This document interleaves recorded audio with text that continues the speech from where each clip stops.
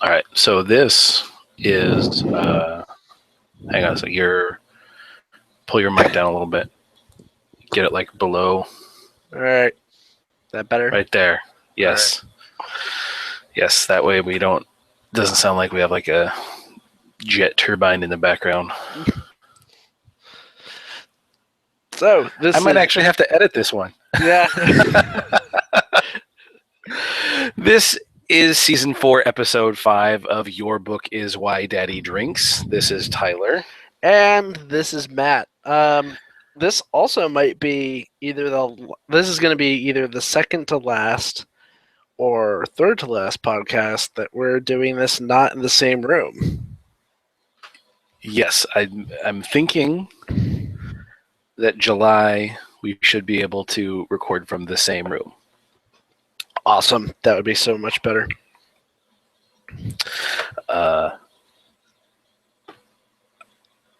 Hopefully the sound quality will be good, because the sound quality when we tried to do the whole group one with you and me and Tim and Lisa and Michelle and Kate that one time was kind of terrible, but it was.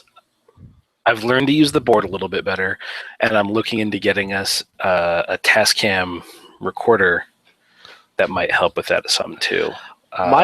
My office, provided I get it cleaned up, is actually got soundproofing on the walls, so that might be a good place to. Really? Yeah, it's got these panels. You can't really see it because it's washed out, but like if you look right there where my finger is, if you're looking on watching on YouTube, you can see it. But yeah, there are these like foam pads that are stapled or glued to the walls, and they actually do a pretty good job of soundproofing out anyway. So that's awesome.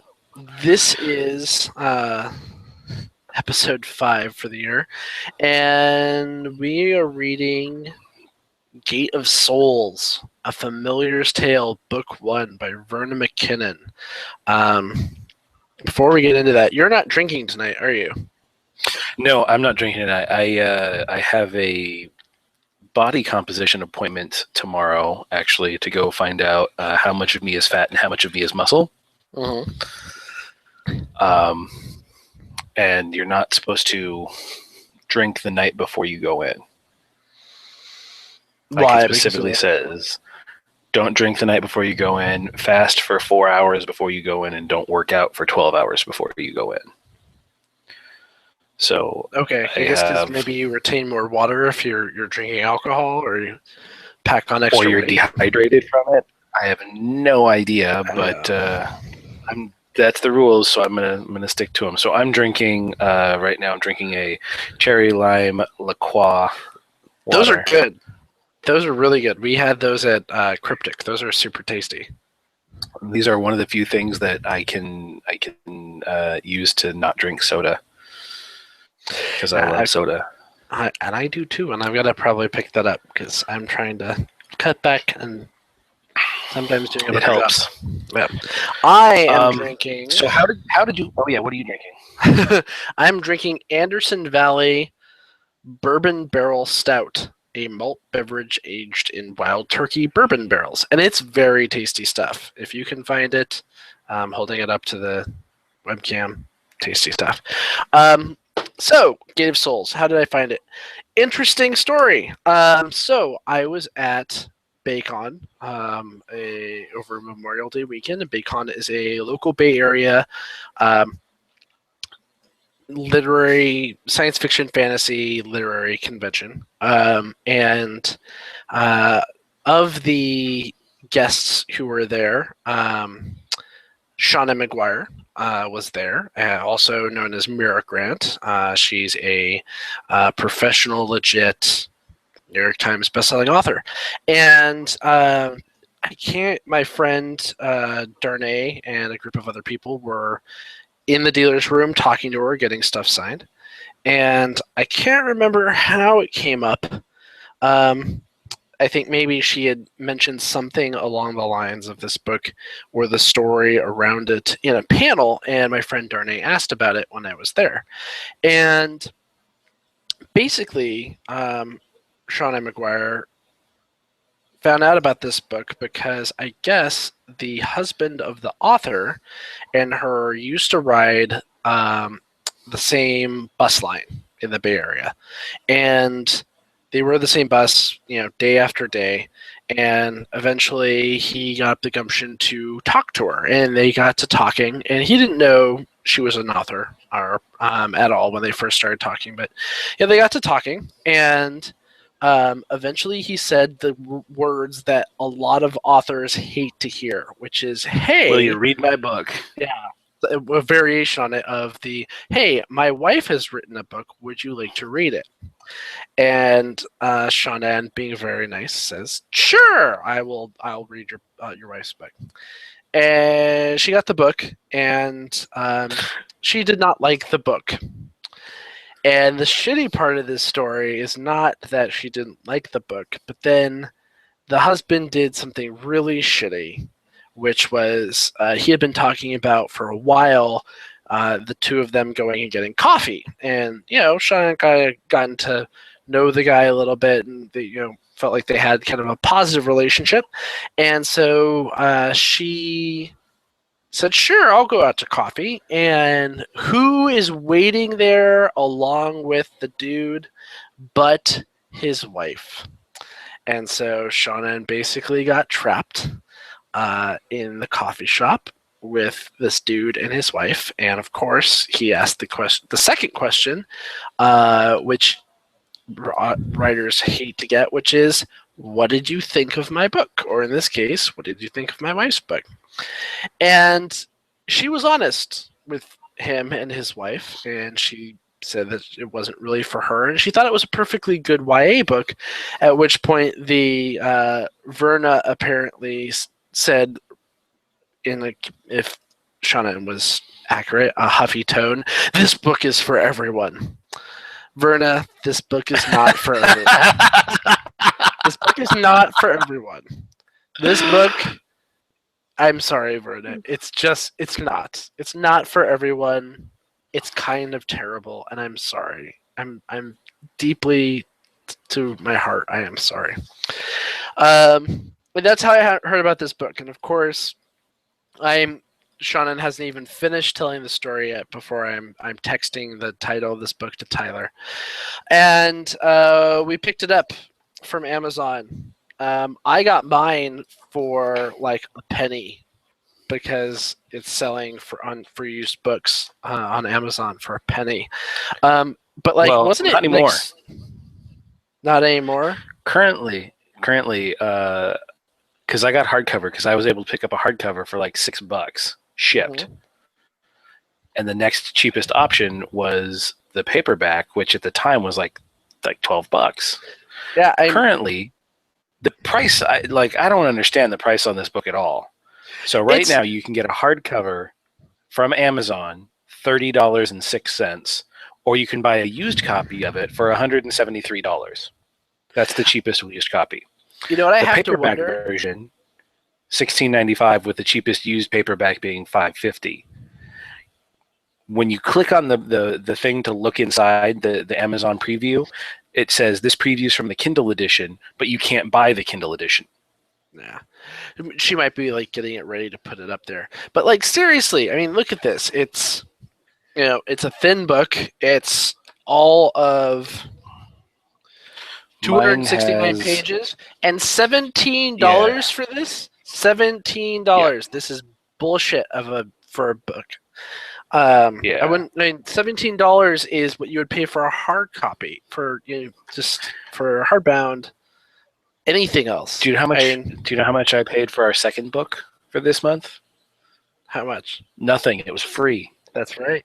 $0.00.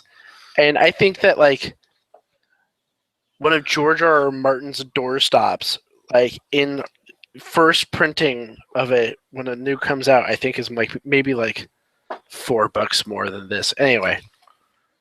Yeah. So Gate of Souls. Gate of Souls is a high fantasy book. Lots of magic, very stupid magic. And as you can see from the cover, you've got your dark and brooding guy in his leather armor. and an inexplicable cat with blue eyes, and you have That's Sonura. except it's not red. And Sonura is a red panther. Sonura's not.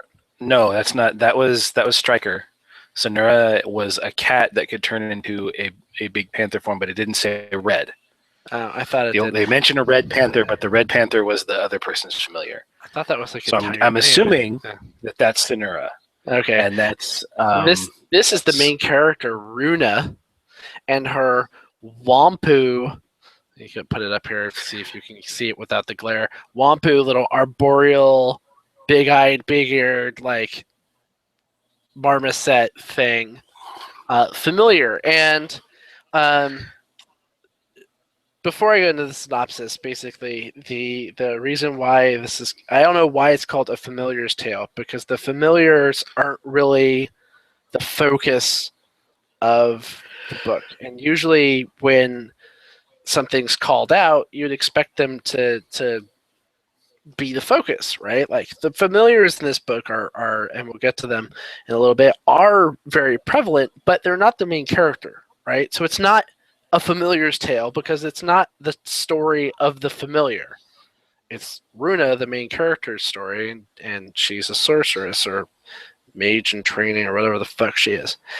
Anyway, synopsis time, and this story was just very boring. Yes? They never actually explain who the main character is, though, because it bounces around to different it's totally Runa. It is totally Runa, but it's never clear who's narrating. Oh, so yeah.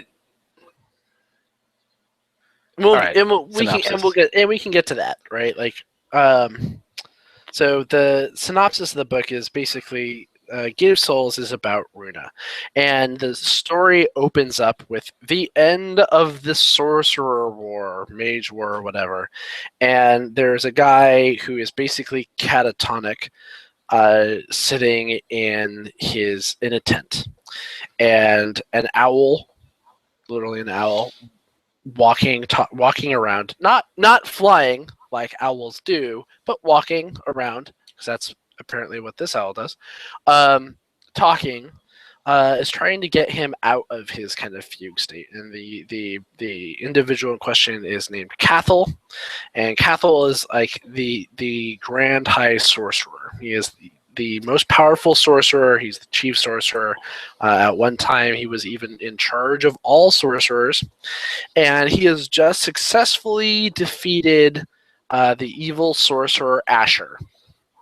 And Asher, the reason why they were in conflict is Asher had created basically an army of demons and bad guys and horribleness. And among his many crimes was that he had murdered his wife, who was Cathal's daughter, and also his own daughter, Runa, who is Cathal's, of course, granddaughter.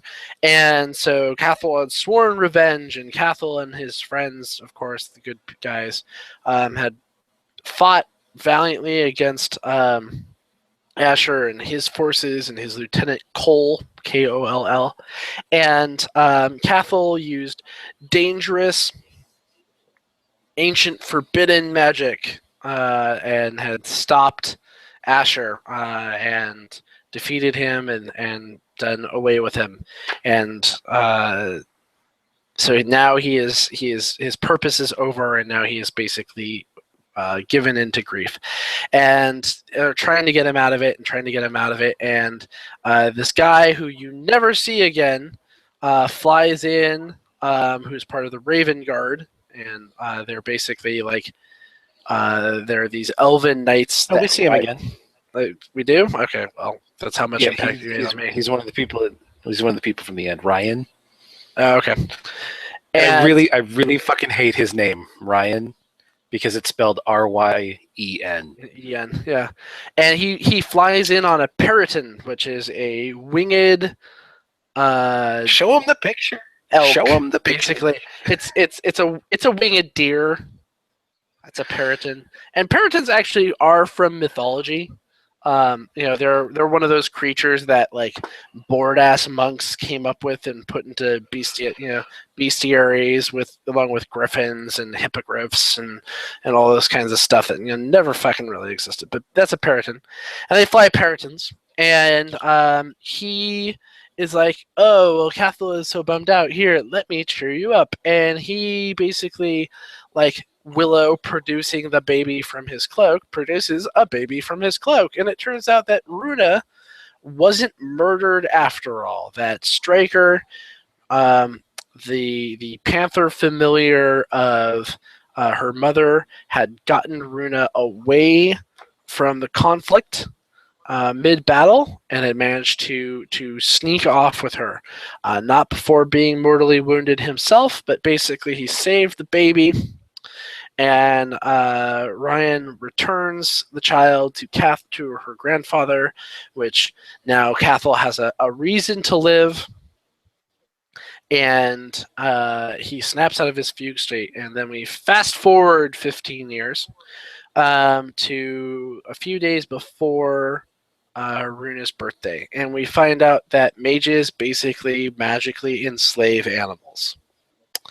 The next scene basically opens up with Cathal the sorcerer basically poking his head into a hole in a tree, scaring the shit out of these arboreal mammals called Wampu.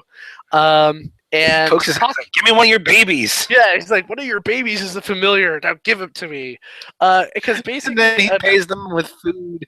Yeah, and so basically, apparently in this world, some animals all animals apparently are sentient.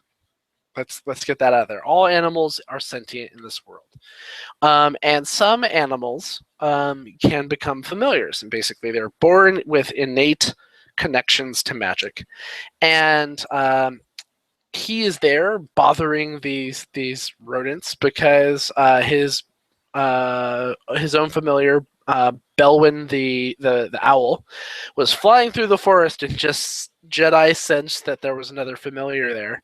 And so basically he just shows up, says, I'm taking this your child, because he can magically create a spell that lets him speak to Wampu, and then basically bribes this Wampu's mother with food and steals her baby.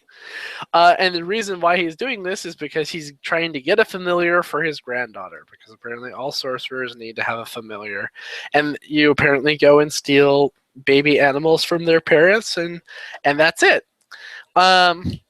So he and it's very weird because Wampu can apparently understand sorcerers because of their link to magic, but then later on in the book, you have non-sorcerer people talking to animals. Like the animals are talking in, I guess, English or whatever language they speak. That humans speak, and they're able to communicate back and forth, which doesn't make any fucking sense because it's never explained, right? It's not like they had a magic spell. Totally missed that. You missed that? Like because I got that everyone can talk to familiars because the familiars, they're magic, so they can speak and be understood. But I didn't even think about everybody talking to the griffin.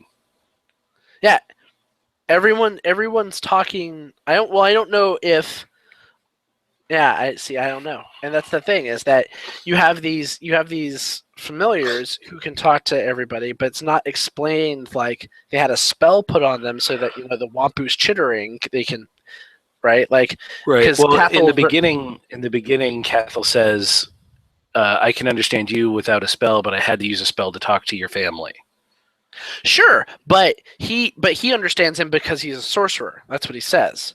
So why are the non-sorcerer characters like Darkus, who listening audience we'll get to in a little bit, why is he able to talk to Blewin the owl and all of the other familiars in the book and the fucking griffin? Because it's magic. It's magic.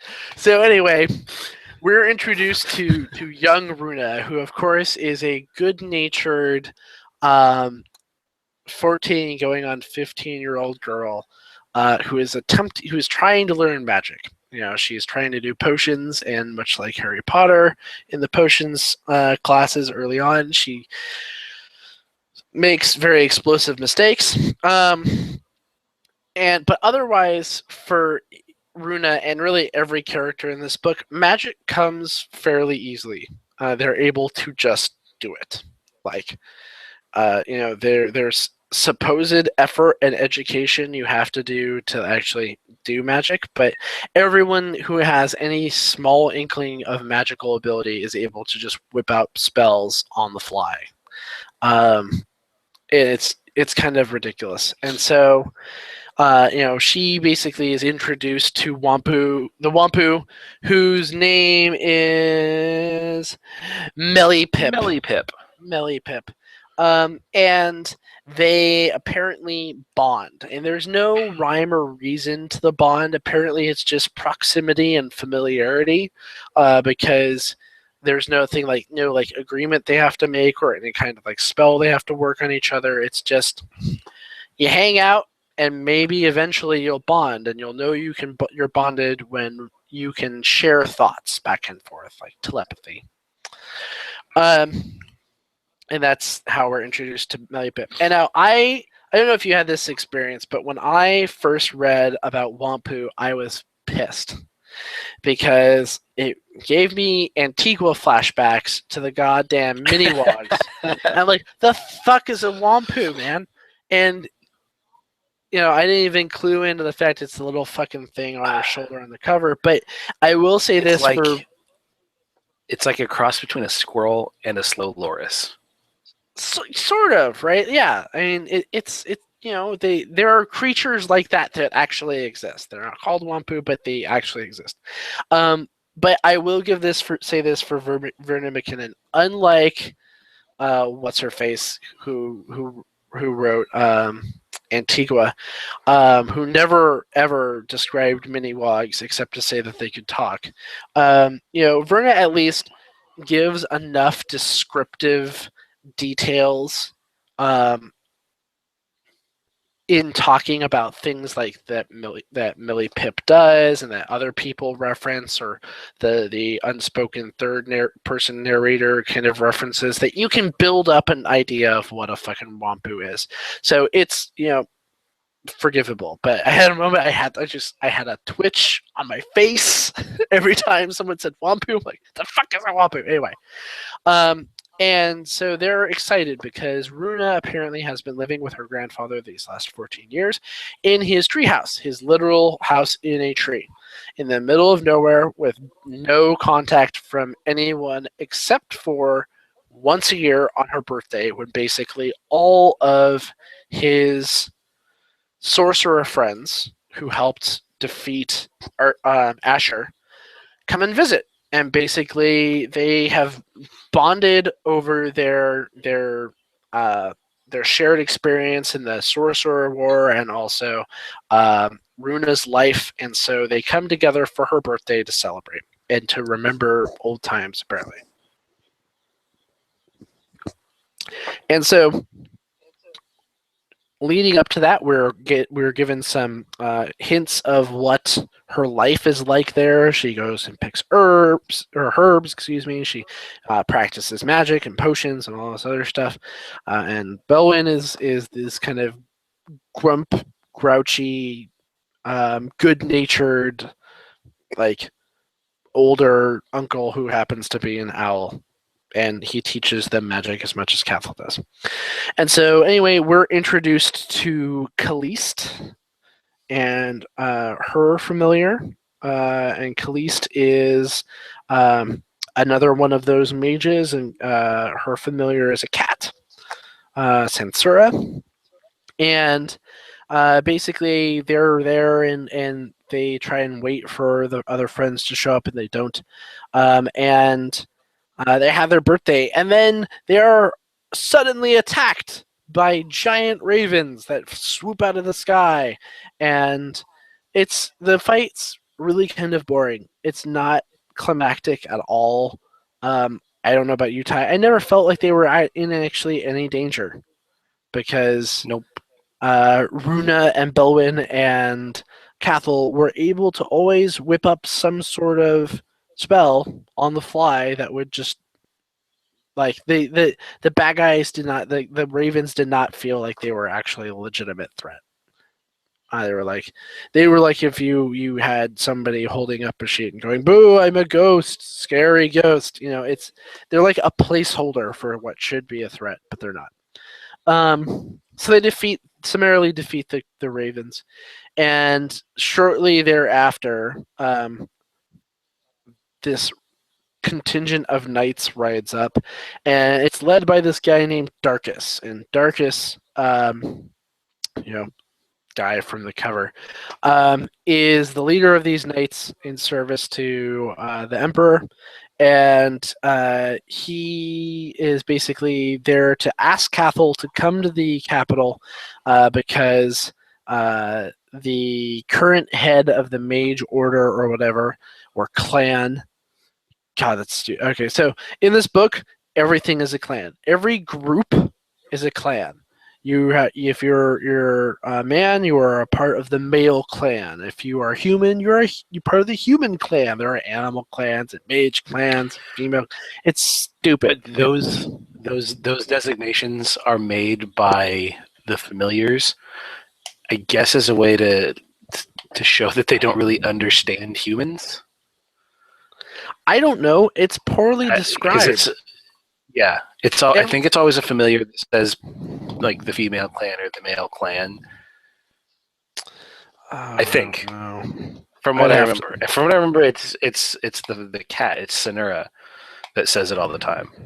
Belwyn also talking about the male clan. Does he? Belwyn also says it. Like later on, he's like, "She's part of my clan" when talking about Runa, and it's supposed to be all kinds of like, yeah. Anyway, so he's basically there to swoop up Cathal, and he tells him that Ramirez, and that's the thing that got me about this, is that if you have a story where it's a fantasy story, not set on Earth, where you have people with names like Cathal and Runa and fucking Cole and Gorvanas and Panthara, don't throw in a legitimate name like Ramirez, like from actual real Earth, right? It's like here is it's like if you were reading in the Bible, it's like this is Sheb, Melchizedek, and Steve. You're like, wait, what? Steve? The fuck is Steve? What is this Steve doing there? That doesn't make any sense. How's that? So yeah, Ramirez, the mage. So they go, and they're heading back to the capital because he needs to look into the death of Ramirez because Ramirez was murdered, and in his blood before he died, he wrote one word. Cole, Koll, the evil sorcerer had returned. So they go back to the capital, and there's all kinds of there's just kind of some very minor crap that happens. They're attacked by assassins. They stop in a super seedy town for the night at an inn owned by a innkeeper who leers at everything with tits, and it's poorly described. He looked at them with lust in their eyes, and the narrator is talking about Runa and Kalist, and they're attacked by a horrible racial stereotype, because apparently the assassins in this world are called the Rasharkeen, and the Rasharkeen, of course, are your stereotypical people of Middle Eastern descent wearing turbans and robes, and I was just like, really? That you're gonna go there? Oh, okay. They're the bad guys from Indiana Jones 1 and 2 combined. Pretty much. I mean, it's. I mean, the only thing missing from the stereotype was them shouting "Allahu Akbar" as they tried to do away with people. But like these assassins attack, and they're just incompetent, right? Like they don't like Darkus is able to like slay them by the scores all on his own. Um, and they try to they kidnap Runa, and then the Panthara, this evil sorceress queen, basically sends a message to Cathal and Khalees that if they want to see Runa alive again, they need to come alone down to basically like the docks where this boat is, and they need to trade themselves for Runa. And then they use magic to basically create illusions of themselves to go and trick them. And this is how bad this sort of dialogue is that they show up and an assassin has a knife to Runa's neck, and she then it says like she just basically flares with magic, and the guy falls over asleep. And then of course the two illusions wink out, and Panthera goes, "I have been deceived," because that's what people say. They shout basically overly dramatized stage directions. And there's a small fight that happens, and her familiar is wounded, has his eye torn out by one the owl, and they escape. And at that point, then they just make their way to the keep. Like it's like, oh, that was weird. We were attacked by this super racial stereotype of assassins and this weird chick who seemed oddly specific in who she wanted to go after. Okay, well, whatever. And they go to the capital, and they meet some characters. They meet the basically the ambassador from the dwarves. What was his name? Higley something.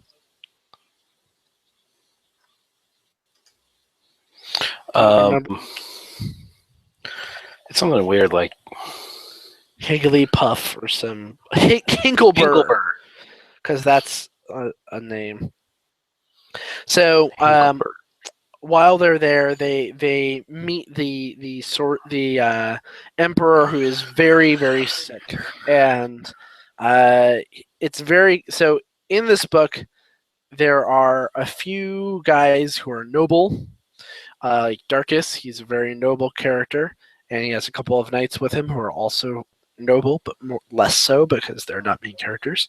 And then you meet some elves later on, male elves, who are also noble. But every other guy, and then there's Cathal, but every other guy in this book is kind of either skeezy or evil or super into violence. Like the Empire apparently worships this terrible war god, the god of war. Yeah, I mean, and the Emperor hates magic. Like he tolerates mages because mages exist, and it's useful to have a mage on your payroll.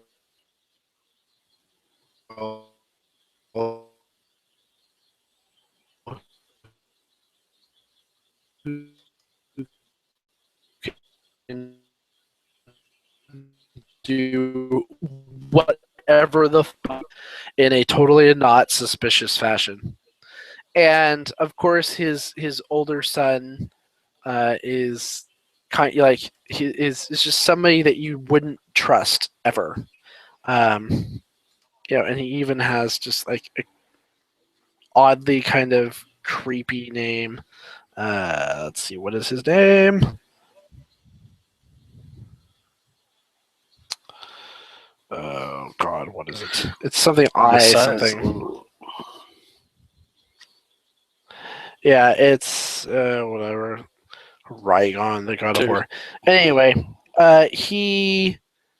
it comes out that basically, long story short, the son has been poisoning his father to do away with him because he's part of a conspiracy by this high priest of another country that his country, the emperor, the empire, basically defeated in war years ago, and so he's part of a conspiracy with that guy, Cole the sorcerer, and this fuck up named Gorvanis.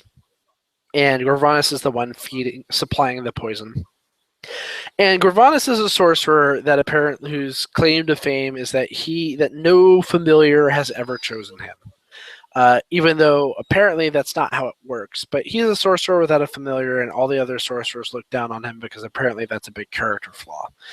But in the whole earlier spirit of the earlier thing of the bad guys being incompetent, it's as soon as Runa and company show up, it's like they all just became all thumbs, right? Like their plan is very easily revealed. Their flunkies are not competent fighters at all. They get defeated by pretty much anyone and everyone. And Gervanis himself is constantly beaten up. Every fight he gets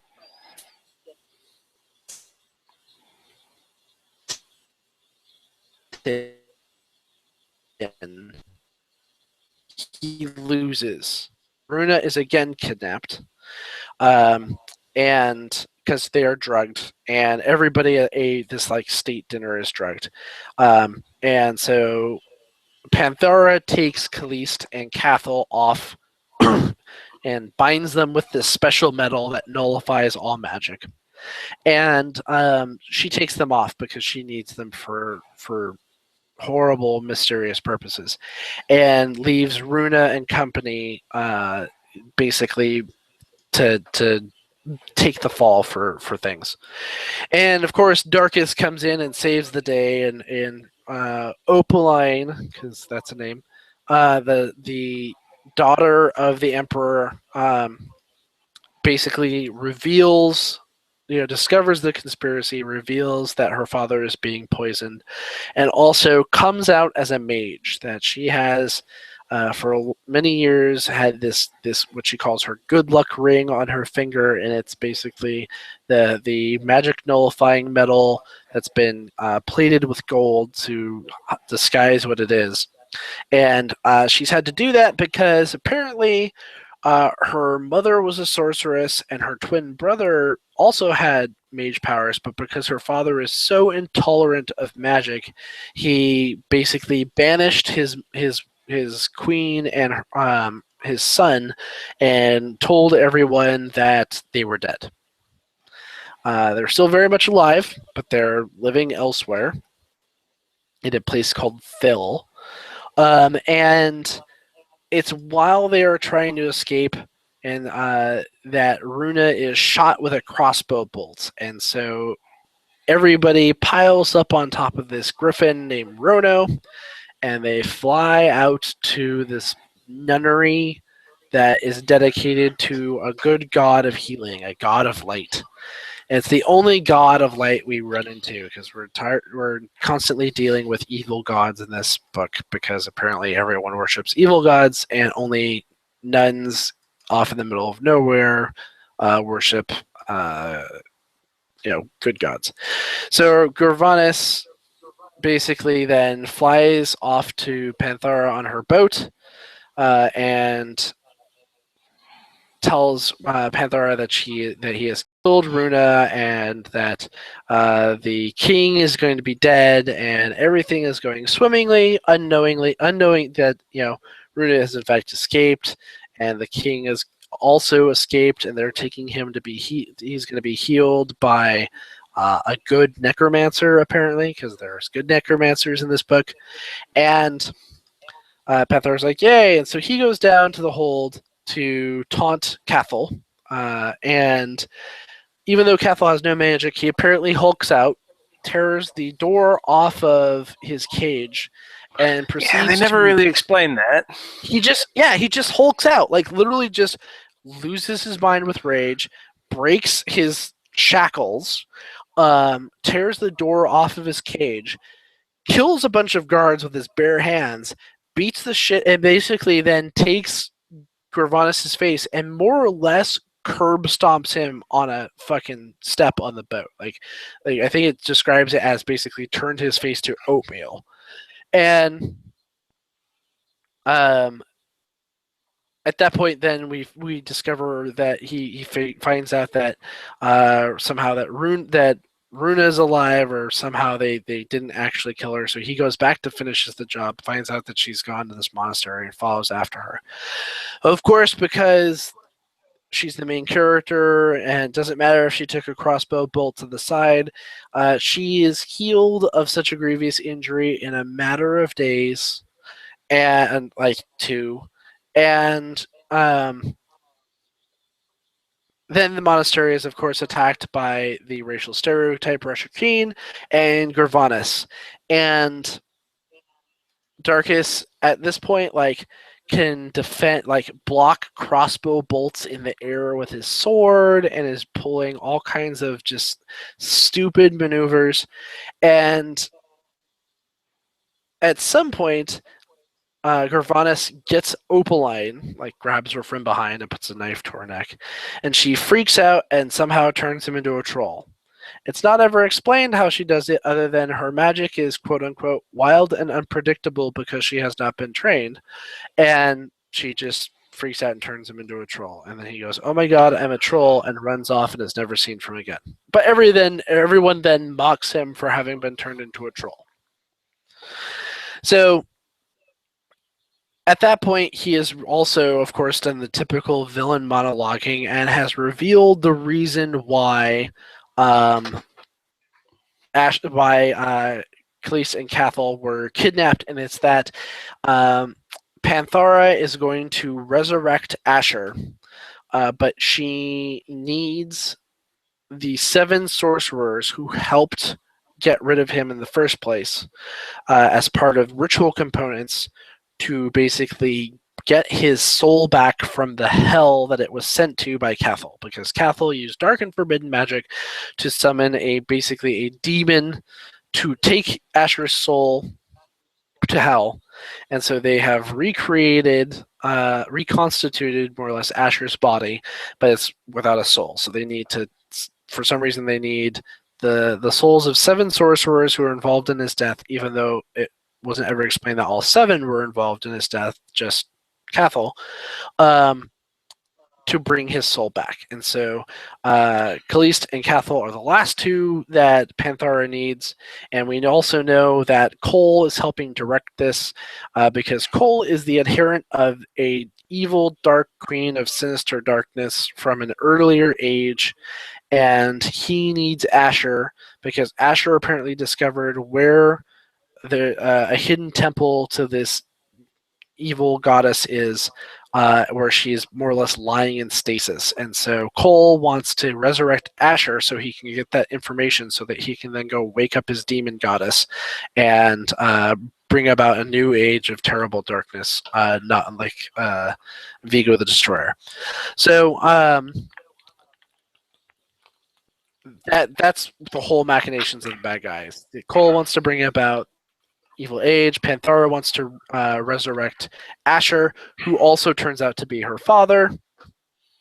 And they're also joined by the high priest of Rygon from the other country, and who is actually an inherent of this evil demon goddess. Like, how all of these people worship a goddess who is like who is even less than a myth to everybody else. I don't know. It's never explained. So Runa and company, of course, divert to the land of the elves, where they talk to the elves, and they are rescued by elves. And one elf dies, and he refers to Darkus as his brother because Darkus basically tried to save him. And they're taken to the land of the elves by the Raven Wing, and Darkus is inducted into their ranks, and it's all very like Lord of the Rings meeting Elrond. And then they go on to Mawad, the evil place in the middle of the wasteland, in italics in the book, because you have to emphasize that it's a dark and spooky place of forbidden darkness, and the big climactic battle happens there with during the middle of the battle of the ritual to bring back Asher, and they're fighting the assassins, and they're fighting other soldiers, and there's magic flying about, and in the middle of this ritual, you discover they bring back his spirit sort of halfway, and you discover the big reveal is that Asher was not ever the one who did all of the horrible shit. Apparently, Cole met him on the road, and he knew Asher by reputation that he was a mage who was into researching artifacts. And he's like, "Hey, I've got this relic from the past I want you to take a look at."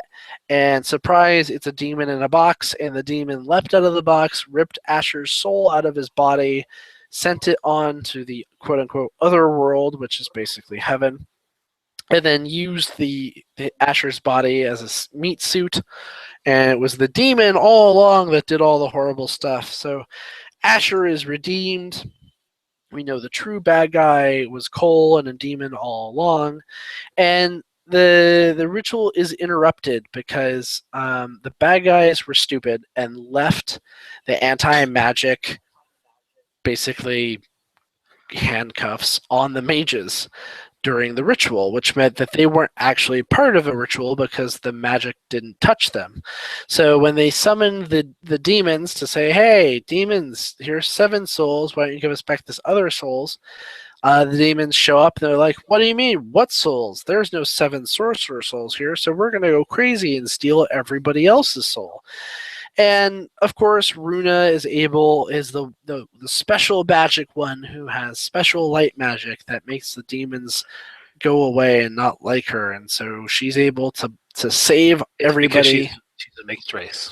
She's a mixed race. She's a half human, half elf, or she's a quarter human. Yeah. Who knows? She's a half human, half elf, I guess, and her magic is super special. It's light magic or something, and so she's able to protect everyone. But of course, she's grievously injured in a way that's not actually life-threatening and is easily healed with simple effort. And the book ends with them basically holding a funeral for the redeemed Asher and his familiar who died during the whole exchange. Panthara now knows that she was tricked by Cole, and that the person that she thought was her father was in fact an evil demon, and so she herself is minorly redeemed because she tried to end the ritual and let people go once she realized that her father actually wasn't coming back, didn't actually love her. And the book ends with an epilogue of basically the demon queen sleeping in a crystal, and apparently an evil sorcerer is coming to wake her up. And in theory, that's going to be book 2. And if that synopsis didn't really make sense, it's because this book was utterly boring and not engaging at all. I don't know, Tyler, why don't you say some of the things that bothered you about it, because I know you had a list. I'm going to say what I liked about it first. The thing I liked about it the most, it finished the story. Yes, there was a complete conclusion. There was a little bit of an epilogue. There was a little bit of follow-up, but it was a complete story. The things I didn't like about it was pretty much everything else. But the one thing that just kept bothering me through the entire book was sometimes when people write fantasy, they take something that already exists and just give it a wacky name.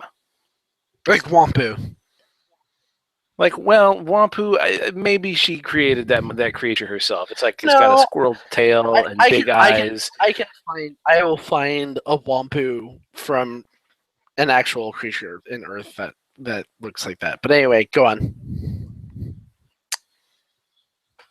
Specifically, there's one word that kept coming up that pissed me off that they couldn't just say the actual word. And that word is drubba. They made drubba chip cookies and had drubba marble cake. Just fucking say chocolate. God damn it. It's so unnecessary. If you're going to make up a word, make up the thing that it is as well. Don't just assign random bullshit names to things that already exist.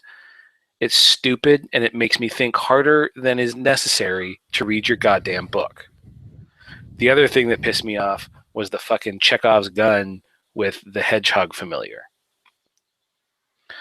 One of the mages has a hedgehog familiar that can shoot its quills.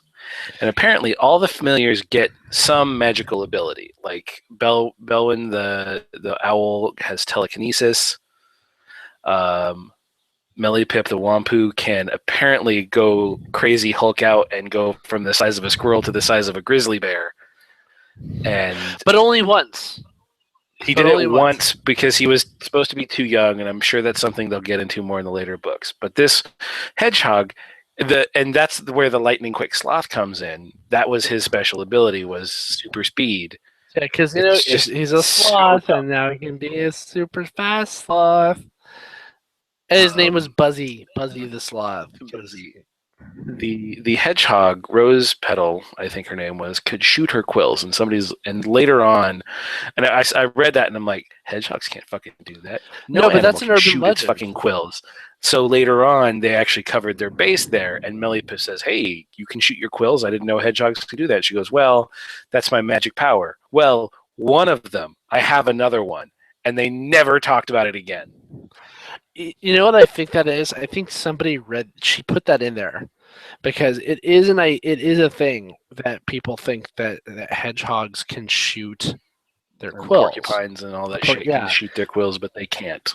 Yeah, they can't. And so I think that somebody was like, that they actually can't do that, and she probably looked it up and then went, "It's magic."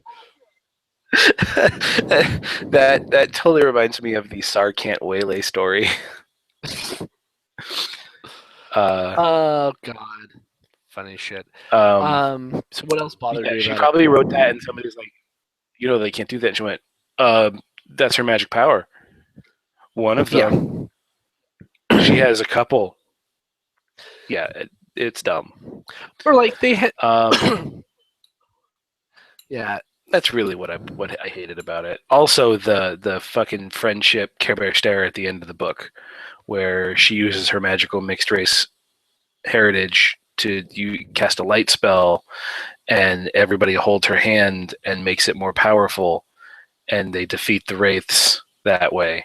Yeah, like the Dementor, But they don't really defeat them. They just keep them at bay long enough for the portals to open back up. And suck them back in. Full. Like they were eating everybody else's soul, because apparently, the list of things I did not like about this book are so long. So it's like you have a society of assassins, right? Like the Rashrakeen, that's what they do. Their whole society is that these guys came across as the biggest dumbasses ever. Like, they come in to attack Darkus and Runa as they're on their way to the elves. And it's supposed to be an ambush, but they fly in on griffins, and it reminded me of the thing that kept flashing through my mind was the scene from the Flash Gordon movie where the fucking Hawkmen are assaulting Ming the Merciless's flying ship. It's like there is zero subtlety there. It is this frontal assault where they just die by the scores and are just easily picked off. This book was obviously written by somebody who had watched a lot of combat and thought that she knew what the fuck she was talking about. Like, people get kicked in the face all the time. Like, everybody gets in the first half of the book, every fight involves somebody getting kicked in the face. And this After happens after the dude, after I think it was Gorvanis that kicked Cathal in the face on the ship. That was the last time anybody got kicked in the face, because after that I started looking for it in fights. I'm like, come on, where's the face kicking? But they stopped face kicking after that. But I mean, like, people got kicked in the face by people lying flat on their back. So like you have to think, like, did their legs like stretch out like just an impossible length, like fucking Dalsim from Street Fighter 2? Did they, and it's ridiculous. Then Darkus, who apparently is a master swordsman, can block crossbow bolts with his sword. He's just murdering these assassins. And not just one or two, like dozens. Like, he's like a fucking Jedi, going, beep, beep, beep, beep, beep, beep, beep, beep, like, as he's at full speed, right? Like, as he's running. He just kills assassins all over the place. Like, it's effortless for him.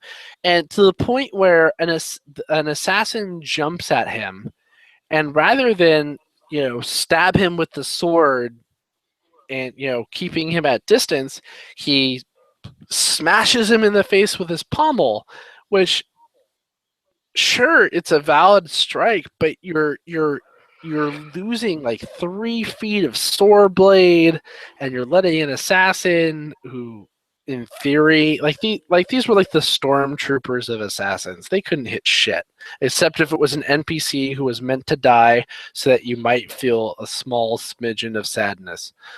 And it's just it was bad. The magic in it is bad, because everybody who can do magic can do these incredible feats of magic, whether it's, creating big, giant, impenetrable domes of energy, or driving away demons with light, or changing a person into a troll with 0 training. Like, everybody is able to do it. Early on in the book, they had these really cool concept of spell crystals.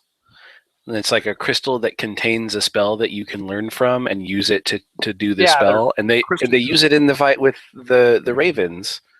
And then they never use have them. The villains use them sometimes, but nobody else ever uses them. Yeah. And it's like, get your shit together with your magic system and figure out, do they cast from memory? Do they cast from these crystals? How does it work? Yeah, and then there's some aspects of the writing that are, just bad. I will say this for Verna. Like, a lot of times, one of my complaints is that when people write things into their worlds, they don't think about the logical conclusions. And I will say that, she probably thought of it as just a plot point anyway. But, the fact that, basically the bad guys, and again, illustrating the incompetence of the bad guys, fucked up their own magic ritual by leaving the magic nullifying cuffs on the good guys. Okay, I'll say, all right, that was a logical conclusion, so good there. But there's just these writing things in it that are they don't make any sense, right? Like, at one point, like, the main thing that she does constantly is that she will over explain something in the moment, in dialogue, right? Like, people will not only like say, I am so and so, they'll also say, I am so and so, chief blah blah blah, and I am doing this thing because I work for, and nobody talks like that. Nobody ever, nobody in real life ever talks like that. And the reason why she does that is because she's trying to give these details and doesn't know any other way of doing it. She also does things where, like, she'll capitalize things that aren't supposed to be capitalized. Like, they're talking about Cole, and how Cole was Asher's chief warlord, and it's capitalized, but it's not clear if that is meant to be his title, because he's never referred to as Chief Warlord after that. And but it would make more sense that if he was just a general warlord, then and that wasn't actually his title, then and if there were maybe other warlords, then that would have not been capitalized. When she's talking, she will randomly italicize words that the author, wants us to know are important, right? Like Bruna, early on in the book, is giving a geography lesson to Milliepup, because actually the author is trying to give that to us. And at one point she says, in that dark space in the middle of the map, that's the wasteland. And wasteland is italicized. And why italicize it? That doesn't serve any purpose. She uses strange words for things that she is wanting to describe, that really makes it seem like she went to a thesaurus and just picked something that sounded interesting. Like at one point, she says the storm pressed its virulence. And virulence is not a word I would use for a storm, because virulence brings to mind, and it was no hint that the storm was actually any kind of disease. Like a definition of one of the definitions of virulence is the quality of being virulent, which would be actively poisonous or intensely noxious, maybe violently or spitefully hostile, but that implies intent. And apparently storms have red and black clouds, because that's what you do in this world, I guess. All sentient animals are apparently enslaved, and nobody has a problem with that. The fact that griffins are sentient and just taken away from their homes and bought and sold, no one seems to have any ethical issue with that. The fact that sorcerers basically buy and sell children because the animals are sentient, no one has a problem with that. It's just, this book is bad, and it's written in a simple way that you would expect for young adult, and it's sad knowing that the author did not write it that way intentionally. So that's Gate of Souls, A Familiar's Tale, a book 1, and I am glad that I will never read book 2, even if it exists. I'm not even sure it does. That's what I was looking up. I'll tell us if it does. I'm looking it up right now. So the book, it wasn't particularly bad like some of the other ones we've read. I'm really annoyed lately with the way. No, she never published another book. Looks like she might have been publishing a couple of short story things, but no more books. No, Familiar's Tale, book 2 never got written. No, okay. Some of the books we've been reading just have been just wildly mediocre and boring, whereas many of the books we've read previously have been just astoundingly awful. And I'm really hoping next month to get back to that awful. To get back to a book that just enrages us. And that's why next month, I've already decided this. Oh no. What? What are you doing to me? Of the book. What are you making me read?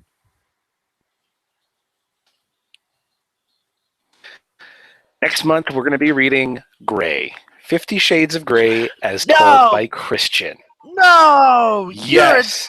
You're a dick! I read an article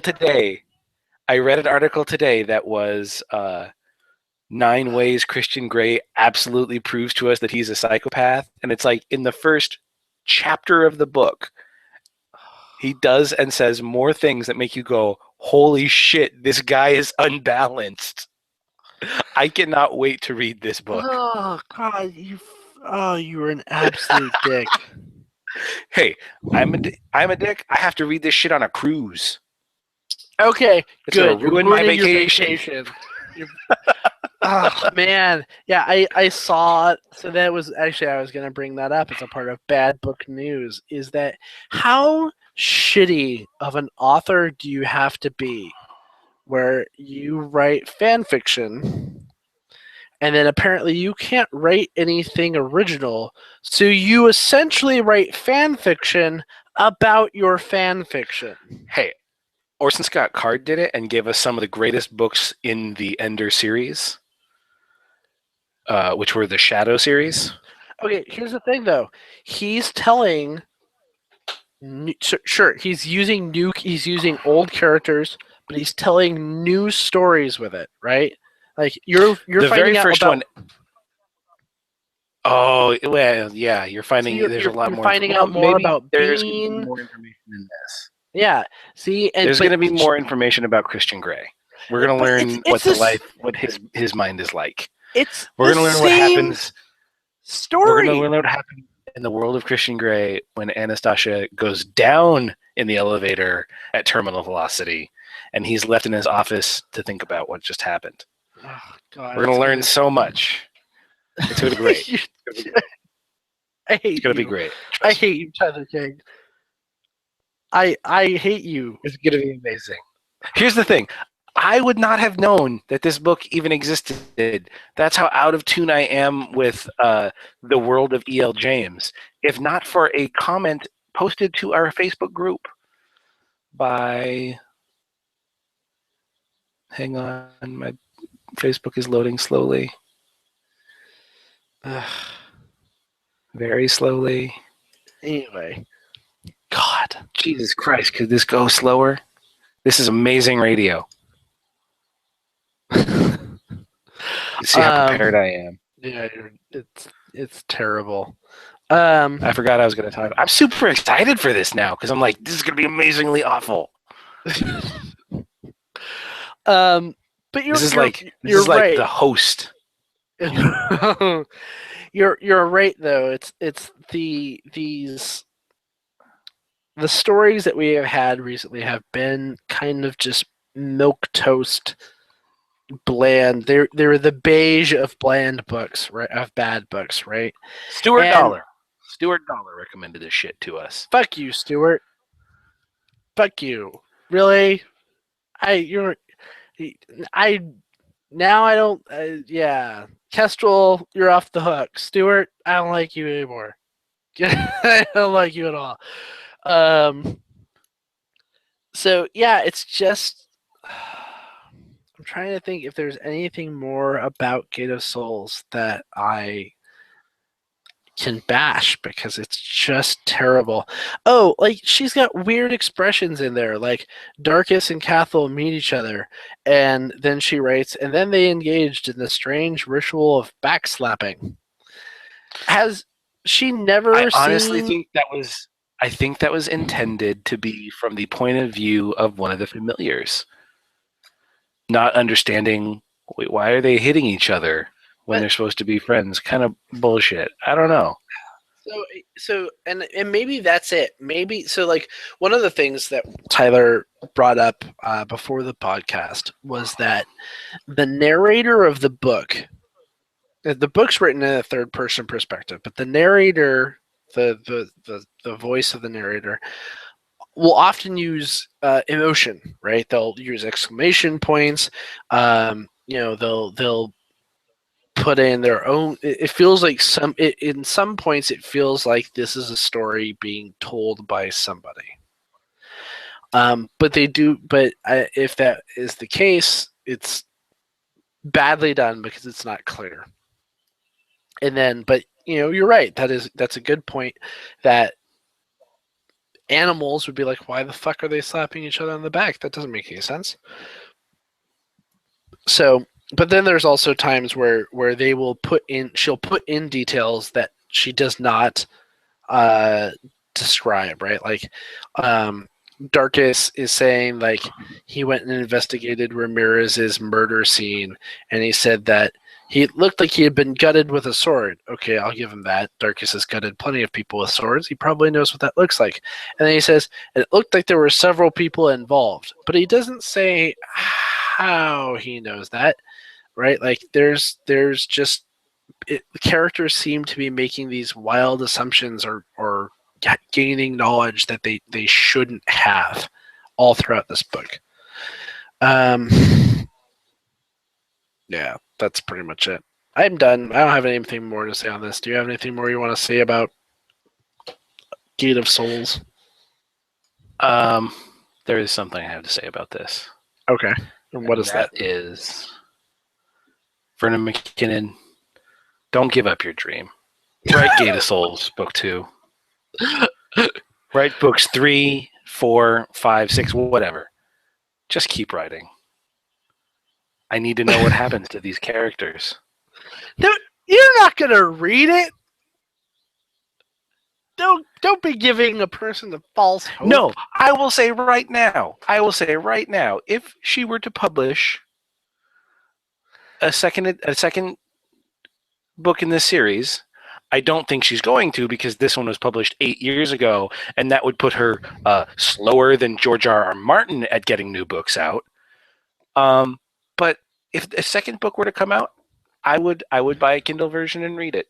Bullshit. You haven't even I wouldn't enjoy it. You haven't even read the fucking Amish vampire book. Bullshit. You'd read the second book of this absolutely series. Right. I have not read the Amish Vampires in Space book because I just went on living my life.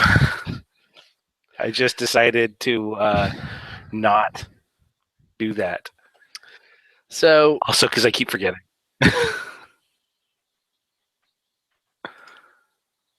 So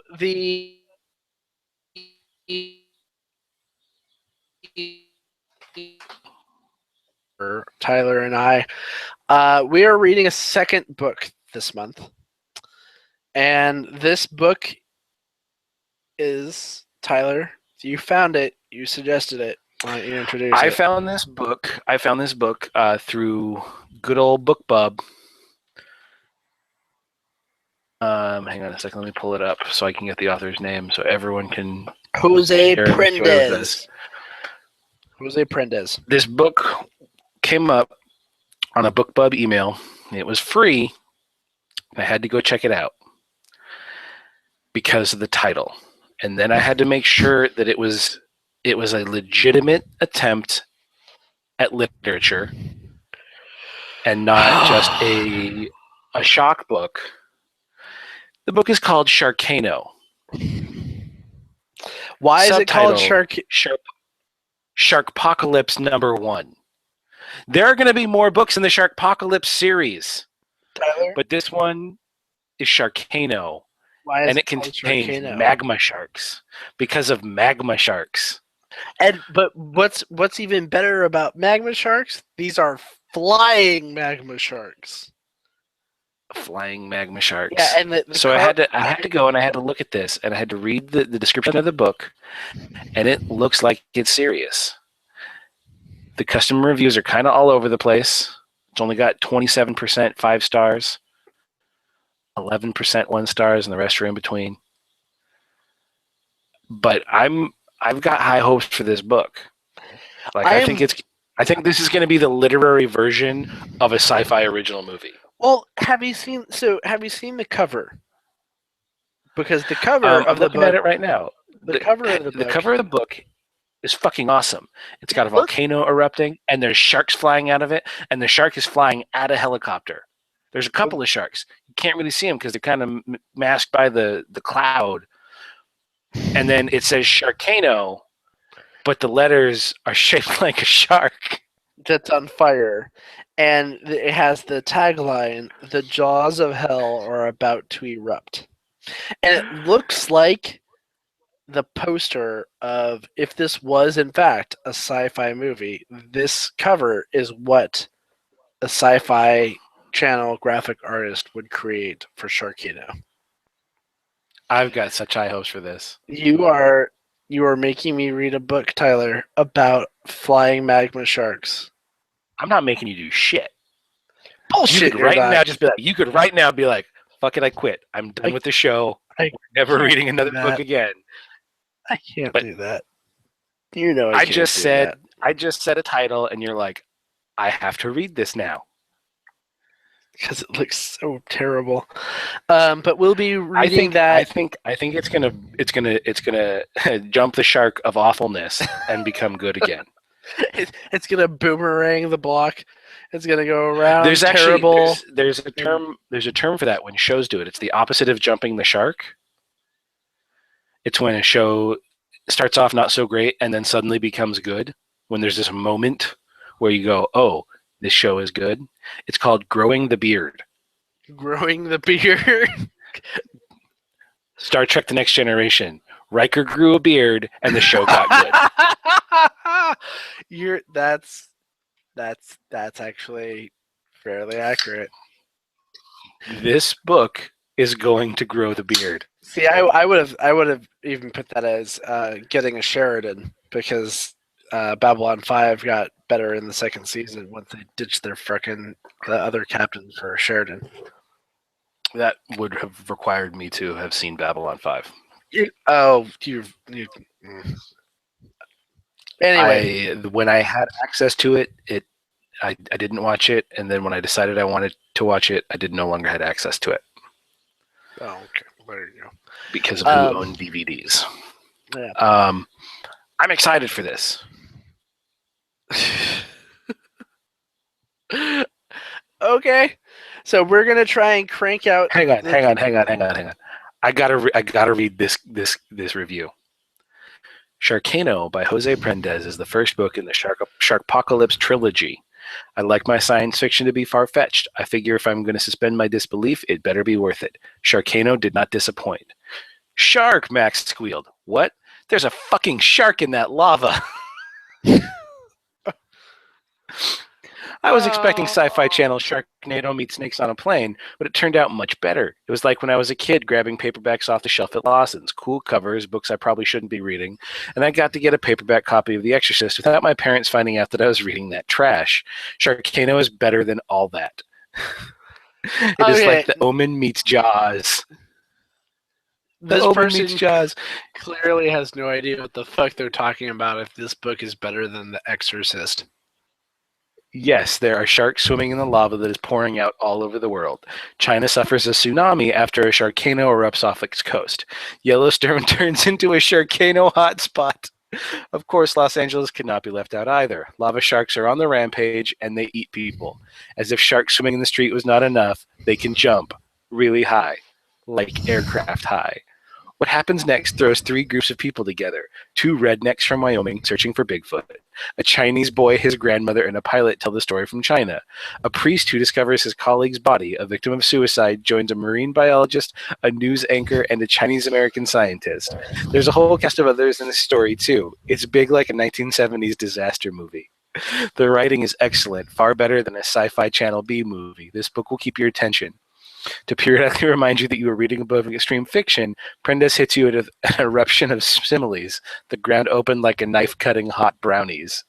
Every once in a while I am surprised by a book. I was really expecting a heavy dose of Camp with Sharkano. The cover has sharks flying out of an erupting volcano with helicopters. I figure I would laugh as much as I did at Adam West's Batman series. Lucky for Batman, he had shark repellent in his utility belt. Instead, I was drawn into the story, accepting the fiction as I do with the J.G. Ballard novel. Sharkano is a definite break from my usual reading. It is also a welcome break. I recommend it to anyone looking for a fun break in their reading. I look forward to the next 2 books in the trilogy. This is going to be amazing! That was a 4-star review. No. This person, oh god, that person does not know what they talk about.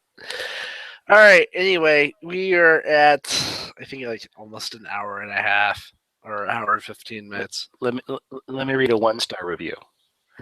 This is perhaps one of the dumbest books that I have ever read in my life. I got it for free on Amazon, and it was overpriced. See, there is somebody whose review I think I can trust.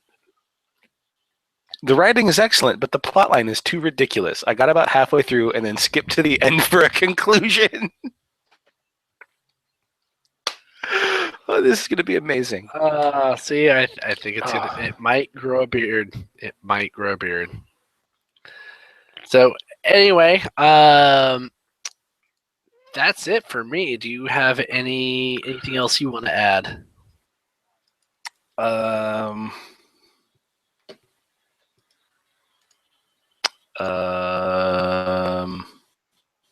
do, but I forgot the dates on that I was going to talk about. Okay. Let me find him. Here it Here it is. Go ahead. No, now Facebook is loading super slow. So, one thing I want to bring up, Convolution, October 2nd through the 4th. Come see us do our usual thing on Friday night. We will be reading, was it Tarzan, something of Gore. Yes, Gore, the first book in the Gore series. The Bad John Carter of Mars knockoff, which spawned a whole very terrible BDSM subculture. You will be seeing me, Tyler, Dan, Ed, and Kendra. We will all be there, and we will all be in some sort of furry underwear. Because perhaps if we meet our charity goal. Yes, we're going to be doing. We'll get set up in August. Yeah, it'll be set. It'll start as far out as the crowdfunding site will let me put it up. So I want us to have as much time as possible to collect for this charity. But we'll talk about that at a later episode. So my page finally loaded, and Convolution is October 2nd through 4th. We're going to be there.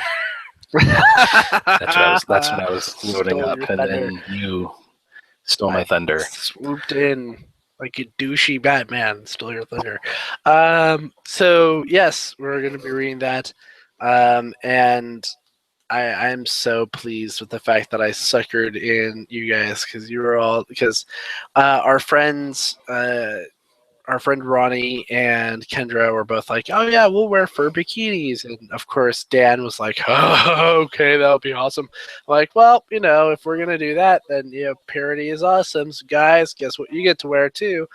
And Ed tried to argue that we didn't want to see him in a furry outfit, and I told him that he was full of shit and he was gonna need to do it anyway. So we're gonna try and raise some money in order to make Dan do it too. And give money to I will openly admit that of these 6 people who are signed up to wear fur bikinis, I do not want to see 4 of them in them. Yeah, agreed. But we're gonna do it because I have faith. I have faith in our audience that they will do this because it means more humiliation for us. So of course they will, because the internet likes it when we are unhappy. Yes.